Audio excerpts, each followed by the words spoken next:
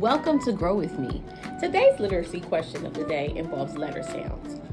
So I know parents, you are working hard to teach your preschoolers and kindergartners how to read right now, and that all starts with the letter sounds of the alphabet. But I know you're thinking, what are the actual correct sounds for these letters? I got you. Let's grow.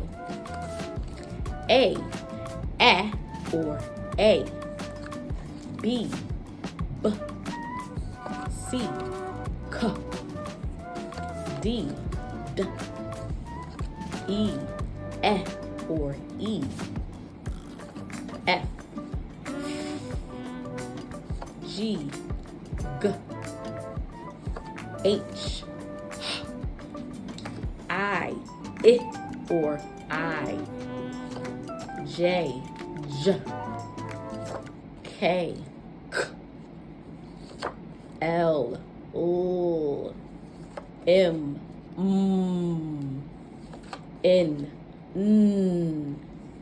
O, or O, P, Q, R, S, T, U, or U, V, W, X, Y, and Z.